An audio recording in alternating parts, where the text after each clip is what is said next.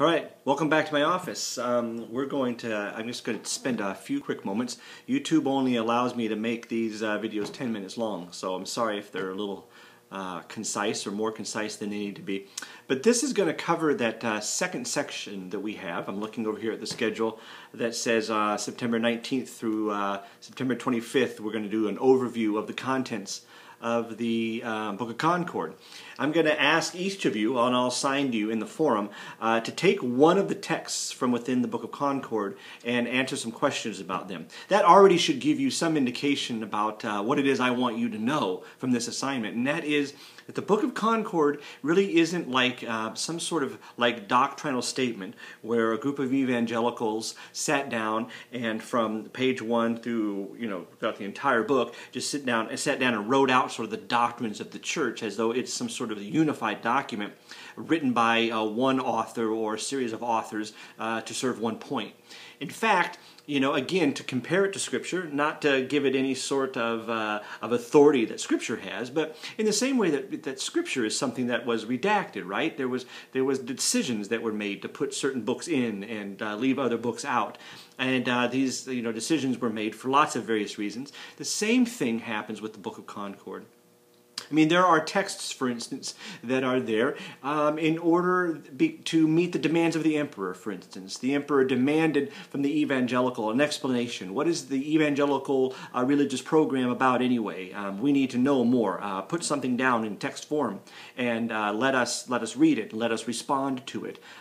There are texts written that were commissioned, for instance, by the elector, John Frederick, who wanted something in writing that could be used perhaps as a summary of the evangelical position if there were to ever be a papal council. There are texts written that were simply intended to help folks who might not be fully aware of the Christian doctrine itself. Texts that were placed in there to help them understand the basics of Christianity so that they could know them themselves, teach them to their children, or even for pastors to teach members of the congregations the basics of the faith.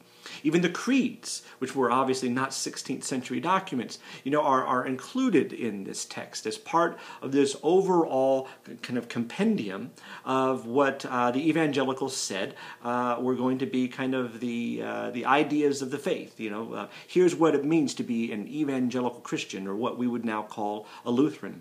You also find texts, as we talked about in the last video, where the questions that arose from within the church, particularly after the death of Luther. Remember, Luther was able, through the force of his personality and lots of other things, to kind of hold this evangelical movement together. But after his death, several things happened. First of all, there was a vacuum of leadership. I mean, who's in charge of this movement? Who gets to speak for the movement? Who gets to define the movement, right? Many folks thought that it ought to be Philip Melanchthon, Luther's colleague who wrote the Augsburg Confessions, and others felt that Melanchthon was just too weak to do that and was too willing to compromise on certain elements of faith with the Romans. And so lots of different and a variety of different conflicts arose from within the church itself.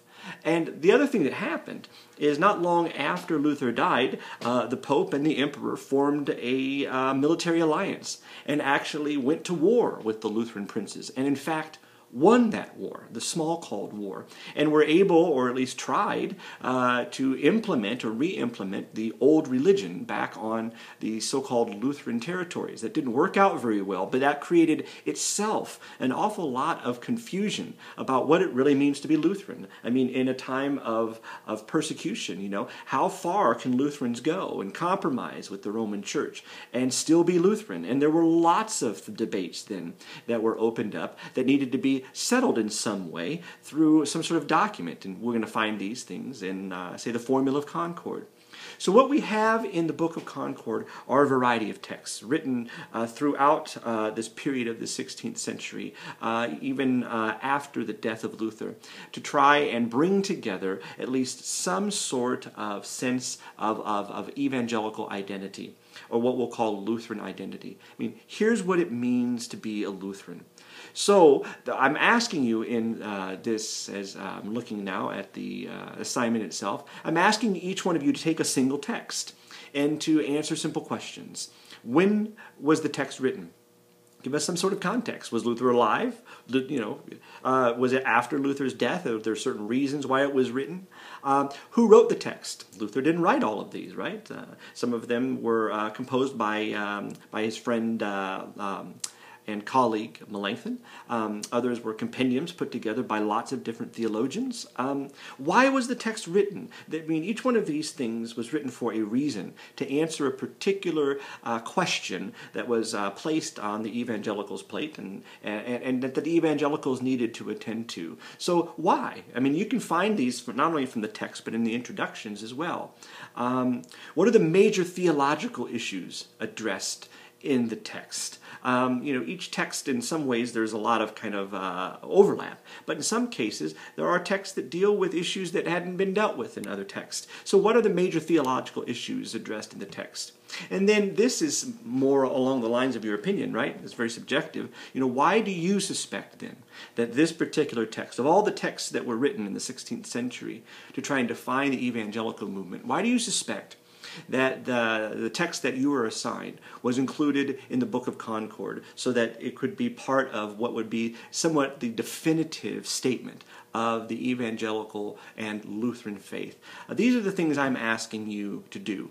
So as you read through the text, just answer these basic contextual questions. And that's what this assignment's about, giving us a better sense of not just what is in the Book of Concord, but the varieties of texts that are in the Book of Concord, and the variety of people who contribute to it, and the variety of reasons why each one of those texts found its way, not only into print, but finally into the Book of Concord itself. So you'll have your assignment. I'll ask each one of you to take one of the texts and do your best to answer those questions. And hopefully, as we read one another's answers, it'll give us an opportunity to become somewhat familiar, then, all of us, with each one of the texts. And so I hope you have fun with that. Good luck. Look forward to hearing what you say.